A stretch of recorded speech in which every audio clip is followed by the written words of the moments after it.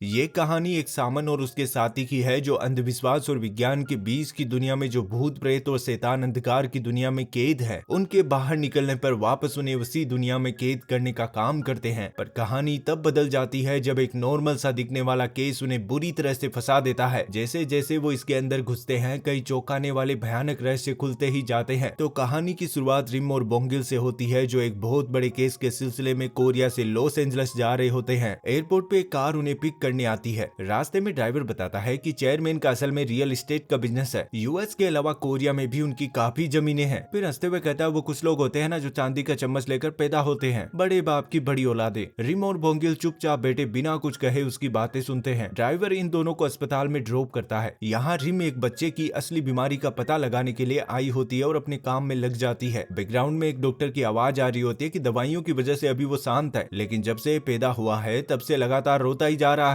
यहाँ के सभी डॉक्टर्स जांच कर चुके हैं, पर ऐसा पहली बार हुआ है कि कोई भी डॉक्टर इसकी बीमारी को समझ नहीं पाया है। पूरी जांच पड़ताल करने के बाद रिम सबको बाहर जाने के लिए कहती है। फिर बोंगिल के साथ मिलकर रिचुअल की रस्म करती है। रिचुअल के पूरा होते ही सब लोग अंदर चले आते हैं और रिम बताती है कि ये बीमारी आपके परिवार में किसी और को भी है, इसके पिता या फिर दादा को। ये सुनते ही चेयरमैन के घर वाले थोड़ा परेशान होते हुए आपस में ही घुसुर फुसुर करने लगते हैं। अगले सीन में रिम चेयरमैन पाक जियोंग के घर पे होती है। पाक बताता है कि उसके भाई ने मेंटल हॉस्पिटल के वार्ड में सुसाइड कर ली, क्योंकि उसे लगा था कि कोई शैतानी आत्मा उसे परेशान कर रही है। अब वही आत्मा उसे और उसके बच्चे को सता रही है। रिम कहती है हो सकता है ये आत्मा आपके दादा की हो। हमारी भाषा में इसे पूर्वजों का श्राप कहा जाता है। आपके पूर्वज किसी बात से नाराज है और यह उनका नाराजगी दिखाने का तरीका है। पाक कहता है आपको पक्का यकीन है? तो कहती है हाँ मुझे पूरा यकीन है। पाक कहता है ठीक है तो फिर बताइए मुझे क्या करना होगा? तो कहती है आप बस पैसों का इंतजाम कीजिए, हम ये काम अकेले नहीं कर पाएंगे, हमें कुछ एक्सपर्ट्स को बुलाना होगा। पाक कहता है ठीक है, आपको जो चाहिए सब मिल जाएगा। वहीं कोरिया में कहीं किम सांग दोंग को दिखाया जाता है, जो वास्तु का एक्सपर्ट था और मरे हुए इंसानों के लिए जमीन ढूंढने का काम करता है। उसका साथी योंग्यू शवों को दफनाने और निकालने में सहायता करता है। दोनों बैठकर बातें कर रहे होते हैं, तभी रिम अपने साथी को लेकर इनसे मिलने आती है। किम कहता है बहुत दिनों बाद मिल रहे हो, मेरे हिसाब से 3 साल हो गए। तो रिम कहती है सही कहा आपने। किम कहता है मुझे पैसों की बू आ रही है। ये सुनते ही रिम हंसते हुए कहती है तो आप समझ ही गए। किम कहता है चलो पूरी बात बता ही दो। तो बताने लगती है कि हमारा एक दोस्त है जिसने हमारी मुलाकात यूएसए में रहने वाले एक अजीब से परिवार से कराई। मिस्टर पाक और उनका परिवार कोरिया के शाही परिवारों में से एक है, लेकिन हमारे क्लाइंट और बाकी लोग अमेरिकन सिटीजन्स है। योंग्यू कहता है ये तो बड़ी मालदार पार्टी लगती है। तो रिम कहती है उनके परिवार में पहले बच्चे पर शराब है, छोटे से लेकर बड़े तक। किम कहता है ये मामला थोड़ा उलझा हुआ सा लगता है। तो रिम कहती है अभी तक तो समस्या इतनी बड़ी नहीं है, पर लगता है इसके पीछे उनके पूर्वज ही होंगे। वहीं इधर पाक की आंट कहती है क्या तुम सच में अपने ग्रैंडफादर की कब्र को तोड़ना चाहते हो? वो कम से कम 100 साल पुरानी है। पाक कहता है मुझे आपकी परमिशन नहीं चाहिए, मैंने फैसला कर लिया है। तो उसकी आंट उसे कब्र को तोड़ने के लिए साफ साफ मना करती है। अगले दिन कार ड्राइव करते हुए किम कहता है वैसे भी मुझे पैसों की जरूरत थी, टेंशन में था कि अपनी बेटी की शादी कैसे करूंगा, पर अब ये काम मिलने के बाद टेंशन थोड़ी दूर हो गई। योंग्यू कहता है ऊपर वाला तो हमेशा हमारी हेल्प करता है, पर क्या लगता है वो कितने अमीर होंगे? इस काम के लिए वो हमें 500 मिलियन दे रहे हैं। किम कहता है उसने ज्यादा पैसे दिए होंगे। रिम को तुम जानते हो ना, क्या वो अपना हिस्सा नहीं लेगी? तो कहता है हाँ सही कहा, वो अपना हिस्सा भला क्यों छोड़ेगी। अब रिम अपने साथी के साथ बाहर वेट करती है और मिस्टर पाक अपनी कार में किम के साथ मीटिंग करते हैं। पाक कहता है देखिए काम शुरू करने से पहले आपको वादा करना होगा, आज से सारी चीजें कॉन्फिडेंशियल होगी, अभी के अभी उन्हें कोफिन के साथ जला दिया जाए। किम चौंकते हुए कहता है पर कानून के हिसाब से लाश को जलाने से पहले हमें नगर कार्यालय को बताना पड़ता है। तो कहता है मेरा परिवार इसके पूरी तरह खिलाफ है, तो ये काम जल्दी करना होगा। किम कहता है ठीक है पहले चलकर जगह देखते हैं। अब ये सब लोग मिस्टर पाक के ग्रैंडफादर की कब्र की ओर निकल पड़ते हैं। रास्ते में किम सोच रहा होता है कि कोफिन में ऐसा क्या है जो ये लोग बिना खोले उसे जला देना चाहते हैं। वहाँ पहुँचने के बाद किम देखता है कि ये तो पूरा जंगली इलाका है। रिम को भी ये जगह थोड़ी अजीब लगती है, यहाँ पर बहुत सारी लोमड़ियाँ थी। कब्र तक पहुँचने के बाद किम वहाँ की मिट्टी को टेस्ट करता है, फिर अगले ही पल थूक देता है। अब वो कब्र के पत्थर को देखता है। फिर मिस्टर पाक से पूछता है क्या आप बता सकते हैं कि ये जमीन आपको किसने बताई? तो पाक कहता है वो एक जाने माने साधु थे, उन्होंने ही ये जमीन हमारे खानदान के लिए ढूंढी थी, क्योंकि मेरे ग्रैंडफादर ने इस देश के लिए बहुत कुछ किया था। मैंने सुना है उनका नाम गिसुन था। किम चौंकते हुए कहता है गिसुन तो काफी अनोखा नाम है, पर कब्र का पत्थर काफी सिंपल क्यों है? तो पाक कहता है शायद उन्हें चोरी का डर होगा। ये सुनकर किम बिल्कुल चुप हो जाता है। रिम पूछती है क्या हुआ, कोई गड़बड़ है क्या? तो मिस्टर पाक के पास जाकर कहता है मुझे नहीं लगता मैं ये काम कर पाऊंगा, फिर चुपचाप निकल जाता है। रिम और उसकी टीम उसका कारण पूछते हैं तो बिना कोई जवाब दिए गाड़ी में जाकर बैठ जाता है। रिम भी गाड़ी में चली आती है। बोंगिल पूछता है सर बताइए ना क्या हुआ है? तो किम कहता है मैं 40 सालों से काम कर रहा हूँ, पर मैंने ऐसी मनहूस जगह पहले कभी नहीं देखी। किसी इंसान को वहाँ पर दफन करना खुद अपने पैर पर कुल्हाड़ी मारना है। इस काम में जान का जोखिम है। कब्र के पास लोमड़ी लोमड़ियों का होना बहुत ही बुरा संकेत है। रात में किम पाक के घर में होता है। पाक कहता है प्लीज मेरे बच्चे को बचा लो, तो किम कहता है देखिए गिसुन कौन है ये तो मुझे नहीं पता, पर ये बात तो साफ है कि उसके इरादे नेक नहीं थे। आप समझ नहीं रहे, हम सबकी जान खतरे में है। ये सुनकर पाक चौंक जाता है। तभी रिम कहती है अगर हम रिचुअल करें तो कब्र को वहाँ से निकाल सकते हैं। किम कहता है मैं जानता था तुम यही कहोगी, पर नए तरीकों पर भरोसा करना थोड़ा मुश्किल है। तो कहती है मुश्किल है पर नामुमकिन नहीं। आपको बच्चे की हालत पर जरा भी तरस नहीं आता। ये सुनने के बाद किम कुछ सोचता है और उनका साथ देने के लिए मान जाता है। अगले दिन 5 सुअर लाए जाते हैं ताकि जमीन से निकलने वाली बुरी शक्तियां उनमें समा सके और बाद में उन्हें खत्म कर सके। इसके साथ ही 5 ऐसे इंसानों को बुलाया जाता है जिनकी राशि में सर्प दोष हो, ताकि उनसे कब्र की खुदाई का काम करवा सके। अब रिम रिचुअल की रस्म को शुरू करती है और 5 लोग कब्र को खोदने में लग जाते हैं। जब तक खुदाई का काम चलता है तब तक रिम भी अपने रिचुअल को जारी रखती है। लगभग आधे घंटे की खुदाई के बाद इन्हें कोफिन मिल जाता है। योंग्यू उन 5 पे चावल डालकर उन्हें शुद्ध करता है, फिर वो भी किम के साथ खड्डे में उतर जाता है। मिस्टर पाक की आंट भी यहाँ पर आ चुकी थी। योंग्यू ताबूत को देखकर कहता है ये तो जामुन की लकड़ी से बना है, इसे सिर्फ शाही परिवार इस्तेमाल करते थे। मुझे यकीन नहीं हो रहा कि ये इतना पुराना है। अब ताबूत को गड्ढे से बाहर निकाला जाता है और उन 5 को बताया जाता है कि इस गड्ढे को भर दो। फिर ताबूत को गाड़ी में लोड करते हैं। किम कहता है बिना कपने की लाश तुम्हारे साथ जा रही है, जरा ध्यान से जाना। योंग्यू हंसते हुए कहता है चिंता मत कीजिए, मैं कर लूंगा। इधर उन 5 के मन में लालच आता है और गड्ढे को भरने से पहले देखने लगते हैं कि वहाँ पर कोई कीमती सामान मिल जाए। उनका एक आदमी गड्ढे को खोद रहा था और उसके पैरों में एक अजीब सा सांप आता है। वो बिना कुछ सोचे एक ही झटके में उसका खात्मा कर देता है, पर जब देखता है कि सांप का मुंह तो किसी इंसान जैसा है तो उसकी रूह कांप जाती है। और जब उसने हमला किया था तो किसी इंसान के चीखने की आवाज आई थी जो रिम के कानों तक भी पहुंच जाती है। अब अगले ही पल काले बादल आसमान में छा जाते हैं, तूफान आता है और अचानक से बारिश होना शुरू हो जाती है। बारिश को देखकर ये लोग भी अपनी गाड़ियां साइड में लगा लेते हैं। किम पाक की कार के पास आता है और कहता है अचानक बारिश आने की वजह से अंतिम संस्कार को कुछ समय के लिए रोकना होगा, क्योंकि अंतिम संस्कार बारिश के समय हो तो आत्मा को शांति नहीं मिलती है। इसमें परेशान होने की बात नहीं है, हम बारिश के रुकने तक लाश को अस्पताल के मुर्दाघर में रख लेंगे। पाक कहता है पर अस्पताल गए तो हमें रिपोर्ट भी सबमिट करनी होगी। तभी योंग्यू जोर से चिल्लाता है कि मेरी बात अस्पताल में हो गई है, हम जा सकते हैं। अब अस्पताल में योंग्यू मुर्दाघर के वार्डमैन को पैसे देकर मना लेता है। सबको मुर्दाघर में रखने के बाद किम कहता है मैं काम से बाहर जा रहा हूँ, तुम भी जाकर खाना खा लो। योंग्यू कहता है ठीक है और ताबूत को सफेद कपड़े से बांधने में लग जाता है। वहीं किम अपनी कार लेकर उसी कब्रिस्तान के सामने बने एक मंदिर में जाता है और वहाँ के पुजारी से अच्छी तरह जान पहचान करने के बाद पूछता है पहाड़ पर वहाँ एक बिना नाम की कब्र है, क्या आप उसके बारे में जानते हैं? तो पुजारी कहता है हाँ बिल्कुल जानता हूँ, मैंने उसके बारे में कई सारी अफवाहें सुनी है। कहा जाता है उस जगह पे बहुत सारा खजाना गड़ा हुआ है, कोरिया के सबसे रईस आदमी की कब्र है वो, और इसीलिए बहुत से चोरों चक्के वहाँ पर कब्र लूटने के लिए आते रहते हैं, पर उनमें से ज्यादातर लोग तो भटक ही जाते हैं और कुछ है जो नॉर्थ कोरिया की ओर चले जाते हैं। किम पूछता है तो क्या वो कभी कब्र को लूट ही नहीं पाए? तो पुजारी कहता है शायद वहाँ तक पहुँचना इतना आसान नहीं होगा। फिर वो चोरों का सामान भी दिखाता है जो वो लोग वहीं रास्ते में छोड़ गए थे। इधर योंग्यू बैठकर खाना खा रहा होता है, वहीं चुपके से वार्डमैन उस ताबूत को खोलने की कोशिश कर रहा था। तभी जिम और बोंगिल मुर्दाघर में आते हैं, पर तब तक वो थोड़ा सा ताबूत खोल देता है और अगले ही पल जिम को एक झटका लगता है और वो वहीं बेसुध होकर गिर जाती है। ये देखते ही वार्डमैन डर के मारे भाग जाता है। अगले सीन में बोंगिल बताता है कि कोई चीज इसके पास से गुजरी। तभी जिम के नाक से खून टपकता है। रिम कहती है उसमें से कुछ तो निकला था जो बहुत ही भयानक था। वहीं पाक के पिता विंडो के पास बैठे होते हैं। तभी उन्हें कुछ दिखाई देता है जिसे वो पिताजी कह के बुलाते हैं। अगले ही पल एक आवाज आती है, जोंगसू मेरे बेटे मुझे अंदर आने दो। और जोंगसू बिना कुछ सोचे विंडो खोलते हुए कहता है पिताजी अंदर आ जाइए। अब एक भयानक चीज अंदर आती है जो उसका खात्मा कर डालती है। इधर रिम एक रिचुअल परफॉर्म करती है जिसमें योंग्यू भी उसका साथ देता है और उस साये को बोंगिल की बॉडी में लाने का ट्राई करते हैं। जैसे ही वो उसकी बॉडी में आता है, रिम पूछती है तुम हो कौन? तो हंसते हुए कहता है मैं अपने बच्चों को अपने साथ ले जाऊंगा। रिम कहती है तुम ऐसा नहीं कर सकते और अगले ही पल वो साया बोंगिल की बॉडी से निकलकर भाग जाता है। इधर मिस्टर पाक पसीने में लथपथ थे, तभी उनके पास किम का कॉल आता है। किम कहता है देखिए गड़बड़ हो गई है, आपकी जान खतरे में है, जब तक मैं वहाँ पर ना आ जाऊँ तब तक कहीं भी मत जाना। इसी बीच कोई आदमी उसके रूम का दरवाजा खटखटाता है। पाक पूछता है कौन है? तो रूम के बाहर से किम की आवाज आती है जो बार बार दरवाजा खोलने के लिए कहता है। पाक चौंक जाता है और घबराते हुए कॉल पे कहता है मिस्टर किम क्या आप मेरे कमरे के बाहर हैं? तो कहता है नहीं दरवाजा मत खोलिए, वो मैं नहीं हूँ, किसी ने आपके ग्रैंडफादर का कॉफिन खोल दिया है। मेरी बात ध्यान से सुनिए, उस दरवाजे को मत खोलना, मैं आपके पास आ रहा हूँ। ये सुनकर तो पाक की सिट्टी बिट्टी गुल हो जाती है। फिर वो उसे विंडो खोल देने के लिए कहता है और पाक बिल्कुल ऐसा ही करता है। वहीं इधर होटल मैनेजमेंट की हेल्प से जो किम दरवाजे के बाहर खड़ा था वो भी रूम के अंदर चला आता है। अब पता चलता है कि फोन पर जो था वो असली किम नहीं था बल्कि दरवाजे के बाहर वाला किम असली था। पाक के अंदर उसके ग्रैंडफादर की आत्मा घुस चुकी थी। किम जब उसे पुकारता है तो उसके मुंह से बस एक ही बात निकलती है, दो देशों के बीच का बंटवारा। 2-3 बार इसी बात को दोहराने के बाद मिस्टर पाक की मुंडी पूरी तरह पीछे घूम जाती है। वहीं इधर रिम और उसकी टीम मिलकर उस कॉफिन को एक कार में रखते हैं और शमशान घाट की ओर निकल जाते हैं। वहाँ पहुँचते ही जल्दी से कोफिन को जलाने के लिए डालते हैं, पर बिना परमिशन के ऐसा करना ठीक नहीं था। इसलिए किम पार्क की बॉडी को अस्पताल ले जाते समय पार्क की माँ से बात करता है और पूरी बात समझाता है कि हमें अभी के अभी उस कोफिन को जलाना होगा, नहीं तो अगला नंबर उस मासूम बच्चे का होगा। पार्क की माँ कुछ देर सोचने के बाद कहती है ठीक है। ये सुनते ही किम अपनी टीम से कहता है जला दो। अगले ही पल योंग्यो एक बटन दबाता है और ताबूत जलना शुरू हो जाता है। कोफिन के जलते ही ग्रैंडफादर की आत्मा बच्चे को छू भी नहीं पाती है और अगले ही पल गायब हो जाती है। सबको लग रहा था कि शायद अब सब कुछ सही हो गया। अगले दिन किम को खबर मिलती है कि जो 5 लोग कब्र की खुदाई के लिए बुलाए गए थे, उनमें से एक की तबीयत उस दिन के बाद से काफी खराब हो गई है। किम उससे मिलने जाता है तो वो आदमी रोते हुए बताता है कि डॉक्टर को समझ ही नहीं पा रहे, रात में बुरे सपने आते हैं, बुरी चीजें दिखाई देती है, लगता है ऊपर वाला मुझे सजा दे रहा है। जब मैं खुदाई कर रहा था तो वहाँ मैंने एक सांप देखा था। किम चौंकते हुए पूछता है क्या तुमने सांप देखा? तो कहता है हाँ, मैंने उसे खत्म कर दिया। प्लीज आप मेरी हेल्प कीजिए और उस सांप की आत्मा की शांति के लिए प्रार्थना कीजिए। शाम हो चुकी थी पर आज ही किम उस कब्र वाली जगह पर जाता है। गड्ढे के अंदर की मिट्टी को हटाकर देखता है तो सच में वहाँ पर सांप था। वो आसपास खोद कर देख रहा होता है, तभी अचानक सांप का इंसानी चेहरा देखकर उसकी सिट्टी बिट्टी गुल हो जाती है। अगले ही पल उसे पता चलता है कि जमीन में कुछ और भी है। हिम्मत करके मिट्टी हटाकर देखता है तो वहाँ पर एक और कब्र थी। जल्दी से अपनी टीम को इसके बारे में खबर करता है। कुछ ही देर में बाकी तीनों भी यहाँ पर चले आते हैं। ताबूत सीधा था और किसी तार से बंधा हुआ था। ताबूत को जमीन में सीधा गाड़ना ये थोड़ा अजीब लगता है। इन चारों को लग रहा था कि शायद ये ताबूत भी पाक के परिवार में से ही किसी का होगा। किम कहता है जो भी हो, हमें रात होने से पहले इसे निकालना होगा। बड़ी मुश्किलों के बाद ये उस ताबूत को गड्ढे से बाहर निकाल लेते हैं। जैसे ही ताबूत बाहर आता है सारी लोमड़ियां वहाँ से भाग जाती है। योंग कहता है ये कोफिन मुझे किसी इंसान का तो नहीं लगता। अब ताबूत को गाड़ी में लोड करके निकलने तक रात हो जाती है। किम अपनी कार को मंदिर की ओर घुमा देता है और वहाँ के पुजारी से कहता है जैसा कि मैंने फोन पर बताया था, हमें फौरन खुदाई करनी होगी, उनका परिवार आता ही होगा। आपके पास इस कोफिन को रखने के लिए कोई जगह है? तो पुजारी उन्हें एक रूम में लेकर जाता है, पर जब कोफिन को देखता है तो डर जाता है। रिम कोफिन के चारों तरफ चावल की बाउंड्री बनाती है, फिर घबराते हुए कहती है कुछ बहुत ही बुरा होने वाला है। अब किम और रिम पाक की माँ से बात कर रहे होते हैं। वो साफ साफ मना करती है कि वो उस कोफिन के बारे में नहीं जानती। किम कहता है उस कब्र के पत्थर पर लिखा हुआ था सेंट्रल एडवाइजरी कमेटी के वाइस चेयरमैन। 1910 में जब जापान ने कोरिया पर कब्जा किया तब आपके पिता ने इस देश को बेच दिया था, इसीलिए उस साधु गिसुन ने उन्हें उनकी गलती की सजा दी, ऐसा मुझे लगता है। पाक की माँ कहती है हाँ मैं जानती हूँ, आप उस ताबूत को ठिकाने लगा दीजिए, जो पैसे आपको पाक देने वाला था वो आपको मिल जाएंगे। अब ये लोग वापस आकर उस सांप को जला देते हैं और उसकी आत्मा की शांति के लिए रिचुअल करते हैं। किम कहता है सुबह होते ही कोफिन को भी जला देंगे। आधी रात में रिम को अपने एक दोस्त से पता चलता है कि गिसुन कोई आम साधु नहीं था, वो एक बहुत बड़ा जादूगर था। रिम मन ही मन सोचती है कुछ तो गड़बड़ है, फिर चुपचाप अपनी कार में सो जाती है। वहीं पुजारी जब बिस्तर लगा रहा होता है तो उसे कोई आवाज आती है। थोड़ी देर बाद बोंगिल की आंख खुलती है तो पुजारी रोते हुए कह रहा होता है कि उसने मेरा कलेजा निकाल लिया। बोंगिल के पेट पर खड़ा एक ही बात को बार बार बोल रहा था। बोंगिल अचानक से उठता है तो पुजारी गायब हो जाता है। वो सीधा पुजारी के रूम में जाकर चेक करता है तो वो वहाँ पर नहीं होता। सब जगह चेक करने के बाद सुअर खाने से आवाज आती है। वहाँ जाकर देखता है तो एक शैतान पुजारी का खात्मा कर रहा था। ये देखकर वो घबरा जाता है और सीधा जाकर रिम को उठाता है। अब ये दोनों उस रूम में जाते हैं जहाँ पर ताबूत रखा हुआ था, पर इनकी आंखें फटी की फटी रह जाती है जब देखते हैं कि ताबूत पूरी तरह टूट चुका है और उसके अंदर कुछ भी नहीं है। रिम कहती है दरवाजा बंद था इसलिए वो छत से गया। बोंगिल घबराते हुए कहता है मुझे लगता है वो चीज अभी सूअरों के बाड़े में है। रिम कहती है जाओ सबको उठा दो। थोड़ी देर में रिम को महसूस होता है कि वो चीज गेट के बाहर है। रिम बुरी तरीके से घबरा जाती है, फिर जल्दी से दरवाजे के बाहर भागती है। बोंगिल एक सरिया उस शैतान के शरीर के आर पार निकालने की कोशिश करता है, पर इससे उसे कोई फर्क नहीं पड़ता। बोंगिल रिम से कहता है भाग जाओ और वो शैतान बोंगिल को बुरी तरह चोटिल करके वहीं पर पटक देता है। अब वो रिम की ओर बढ़ता है पर उस पे हमला करने की बजाय खुद को आग में बदलकर चारों तरफ घूमने लगता है। किम और उसका साथी भी यहाँ पर चले आते हैं। जब वो शैतान यहाँ से निकल जाता है तो रिम बोंगिल के पास जाती है और उसे उठाने की ट्राई करती है। उसकी आंखों से आंसू निकल रहे थे और वो लगातार चिल्लाई जा रही थी। अगले दिन अस्पताल में किम कह रहा होता है माफ करना, मुझे उस कोफिन को नहीं निकालना चाहिए था। बोंगिल और पुजारी के साथ सही नहीं हुआ। रिम कहती है जब बोंगिल को पहली बार साय ने जकड़ा तो उसके पेरेंट्स उसे छोड़कर चले गए। हमने उसे ओझा बनने से रोका था, पर उसने कहा था जब तक वो मेरे साथ है उसे कुछ नहीं होगा। फिर वो बताती है कि मैंने कुछ देखा था, वो चीज कोई आत्मा या इंसान नहीं है बल्कि एक दानव है जो इंसान और जानवर से मिलकर बना है। इसे यहाँ पर नहीं होना चाहिए था। अगले दिन डॉक्टर बताता है कि अब वो खतरे से बाहर है, पर ये बात थोड़ी अजीब है कि उसे अभी तक होश में आ जाना चाहिए था। रिम समझ जाती है कि बोंगिल अब भी उस शैतान के वश में है। इधर किम कुछ पुरानी किताबें पढ़ता है और फिर से उसी कब्र वाली जगह जाकर खुदाई करता है। अचानक से उसके सामने कोई चीज आती है और वो डर जाता है। वो एक भयानक चेहरा था। किम कुछ समझ नहीं पाता और यहाँ से भाग जाता है। अब टीम के पास आकर पूरी बात बताता है कि वो जगह उसी दानव की है। असल में पुजारी जिन चोरों की बात कर रहा था वो उस दानव को वहाँ से निकालने के लिए गए थे, पर पाक के दादा की कब्र को देखकर उस दानव को उसके नीचे दफन कर दिया था ताकि वो बाहर ना आ सके। रिम कहती है वो दानव आयरन रोड की रक्षा करता है, जिसे जापान के जादूगरों ने कोरिया की सकारात्मक ऊर्जा को समाप्त करने और उसे पूरी तरह से बर्बाद करने के लिए गाड़ा था। असल में वो दानव जापानी गिसुन है, जो कोरिया में एक खुफिया जासूस बनकर रहता था और पाक के दादा के साथ उसके अच्छे संबंध थे। पाक के दादा ने उसे धोखा दिया, किम कहता है, और इसीलिए गिसुन ने उसे वहाँ पर दफन किया, जहाँ पर आयरन रोड के चलते एक बहुत ही मनहूस जगह बन गई थी। अब ये लोग मिलकर उस आयरन रोड को वहाँ से निकालने और उस शैतान को खत्म करने की प्लानिंग करते हैं। रिम कहती है मैं उसका ध्यान बटाऊंगी, तब तक आप लोग रोड को ढूंढ निकालना। तभी बोंगिल की हालत खराब हो जाती है और डॉक्टर आकर उसे चेक करते हैं। रिम बोंगिल के घाव को ध्यान से देखती है, फिर कहती है जहाँ पर टेटू बना है उसने वहाँ पर हमला नहीं किया। किम पूछता है ये टेटू किस चीज का है, तो कहती है ये बुद्धिस्ट मंत्र है। अगले दिन ये तीनों पूरे शरीर पर वही टेटूज बनाकर उसी कब्र वाली जगह पहुंच जाते हैं। पूरी तैयारी करने के बाद आधी रात होने का वेट करते हैं, क्योंकि वो दानव उसी समय बाहर निकलता है। जैसे ही आधी रात होती है, दानव बाहर निकलकर उनकी फेंकी मछलियां खाने लगता है। रिम जल्दी से एक पेड़ के पास आग लगाकर धुआं करती है ताकि दानव को कब्र से दूर ले जा सके। दानव उस पेड़ के पास जाता है और वहाँ पड़ी मछली को उठाकर खाने लगता है। रिम पेड़ के पीछे छिपकर उसे बातों में लगाती है। वहीं इधर किम और योंग्यू कब्र में उस आयरन रोड को ढूंढने लगते हैं। थोड़ी देर बाद दानव को पता चल जाता है कि वो किसी आत्मा से नहीं बल्कि इंसान से बात कर रहा है। रिम घबरा जाती है और वहाँ से भागती है। रास्ते में योंग्यू से टकराती है, जो बताता है कि हमें आयरन रोड कहीं नहीं मिला। तभी आसमान में उसी दानव को कब्र की ओर जाते हुए देखते हैं और दोनों घबरा जाते हैं, क्योंकि मिस्टर किम अब भी कब्र में खुदाई कर रहे थे। दोनों दौड़ कर जाते हैं, पर तब तक दानव वहाँ पर पहुँच चुका था। दानव कहता है जो तुमने शरीर पर लिखा है वो मैं पिछले 500 सालों से याद कर रहा हूँ। वो धातु जमीन के अंदर है, उसकी रक्षा खुद अग्नि करती है। फिर वो उसके पेट में अपना हाथ घुसेड़ देता है। तभी रिम और उसका साथी आकर दानव पर अश्व का पवित्र खून डालते हैं और वो दर्द से चीखते हुए गिर पड़ता है। रिम और उसका साथी जल्दी से आकर किम को संभालते हैं। तभी दानव फिर से उठकर उन दोनों को हवा में उठा देता है। रिम एक सामन थी और उसे दिखाई देता है कि वो आयरन रोड इसी के शरीर में डालकर इसे यहाँ पूरे रिचुअल के साथ गाड़ दिया गया था। किम भी समझ जाता है कि इसमें आयरन और अग्नि की शक्ति है, जिसके विपरीत लकड़ी और पानी की शक्ति का इस्तेमाल करना होगा। वो एक लकड़ी उठा के दानव के पैर में घोंप देता है और दानव दर्द से तड़पने लगता है। रिम और योंग्यू भी उसकी केस से छूट जाते हैं। किम लकड़ी को अश्व के पवित्र खून से भिगोकर दानव पर तब तक वार करता है जब तक वो पूरी तरह खत्म नहीं हो जाता। इस तरह दानव का खात्मा हो जाता है। इधर गोंगिल भी शैतान की केस से छूट जाता है। रिम और योंग्यू किम को अस्पताल लेकर जाते हैं। कुछ दिनों बाद हम देखते हैं कि मिस्टर किम अब खतरे से बाहर है। इनकी पूरी टीम खाने का मजा ले रही होती है और गोंगिल भी अब पूरी तरह ठीक हो चुका है। कुछ महीनों बाद किम अपनी बेटी की शादी करते हैं, जहाँ वो फैमिली फोटो में अपनी टीम को भी शामिल करते हैं। और इसी के साथ ये फिल्म यहीं पर खत्म हो जाती है। Thanks for watching.